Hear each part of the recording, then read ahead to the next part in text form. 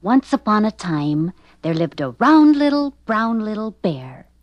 His name was Benji, and he lived with his mother in a giant oak tree home right in the middle of the forest. One day, Benji decided to go traveling. He wanted to see the world. So he put on his red flannel trousers and his white silk shirt, and he put on his bright bow tie and his green satin vest, and he put on his blue wool coat and reached for his yellow straw hat. "Where are you going?" asked his ever-loving mother. "Oh, I'm going traveling," said Benji, "'cause I want to see the world." "No, Benji, you must not go traveling. It's 10 minutes before winter and time for all bears to hibernate." "Hibernate?" asked Benji. "What's that?" "It's something you do while you take your nap." "My goodness, however do I do it?" "Well, you sleep all day, and you sleep all night until winter is past. And when it's spring o'clock and you hear the twitters of the birds and the squeaks of the field mice, you wake up. Then, and only then, Benji, may you go traveling." Benji didn't want to take his nap. He didn't want to hibernate either. He just wanted to go traveling. But he knew he must mind his mother. So he took off his red flannel trousers and his white silk shirt, and he took off his bright bow tie and his green satin vest, and he took off his blue wool coat and hung up his yellow straw hat. Benji pulled himself into his warm nightshirt, and he curled up on his soft bed of oak leaves, and he started to hibernate. "Oh, you're a dear little bear," said his mother, and she rolled up beside Benji and was soon fast asleep. Benji had been hibernating just 14 seconds when he heard a noise. Hiss! Benji sat up and blinked his eyes. At the bottom of his bed was a tiny green snake. It was wearing a cutaway coat and a polka-dot waistcoat and a fine top hat. "My goodness," said Benji, "who are you?"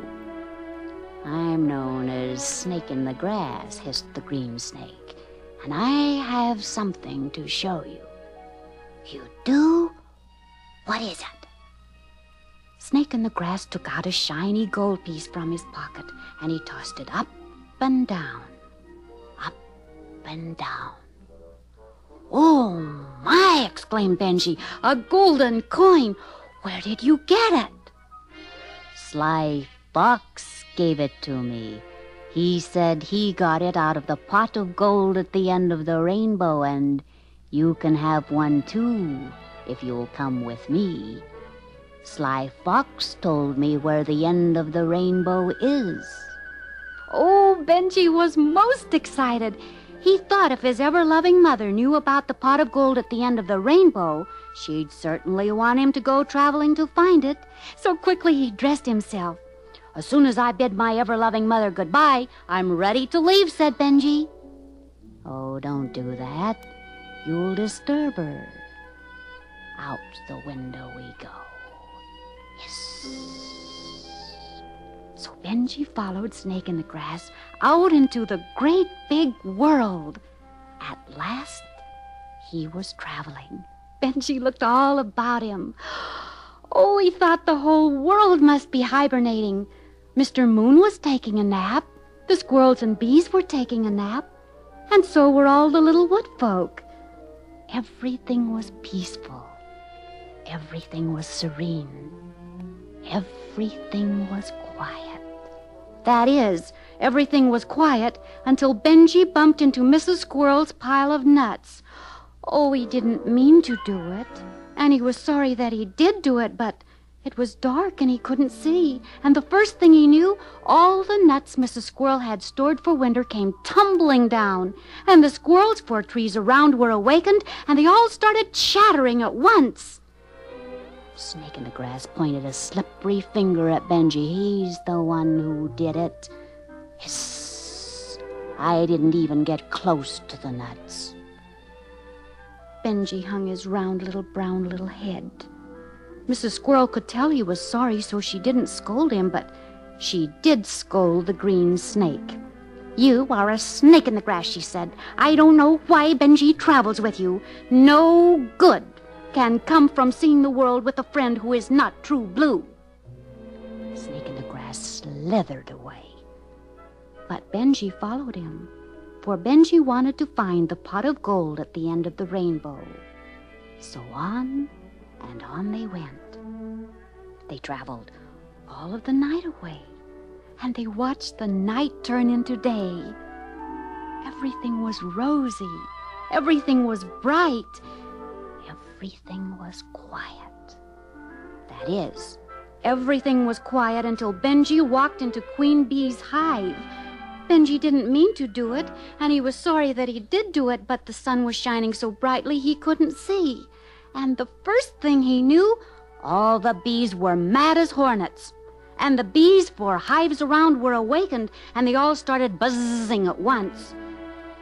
The snake in the grass pointed at Benji. "He's the one who did it. I didn't even get close to the hive." Again, Benji hung his round little brown little head. Queen Bee could tell he was sorry, so she didn't scold him. But she did scold the green snake. "You are a snake in the grass. I don't know why Benji travels with you. No good can come from seeing the world with a friend who is not loyal." The snake in the grass slithered away, but this time Benji did not follow him. He wanted his ever-loving mother and his giant oak tree home, and he didn't know where to find them. A tear slid from his eye, and then Benji started to cry. But the sound of thunder caused him to look up at the sky. The sky looked sad, too. Dark clouds raced past the sun as if each were trying to empty the tears in its cloud first, and then came a big clap of thunder and a torrent of rain. Benji scampered up a tree. He peered out between the branches. The whole world looked blurred.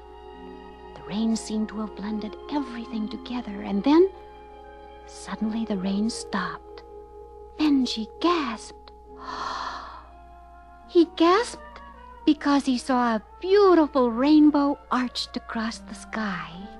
Away Benji ran. "Look how fast Benji Bear can run," said Queen Bee to all the little bees. Faster and faster Benji ran. Never had a little bear hurried so fast. "Look how fast Benji Bear can run," said Mrs. Squirrel to all the little squirrels. And soon Benji was at the end of the rainbow. And what do you think? The rainbow ended right at his own front door. Benji laughed.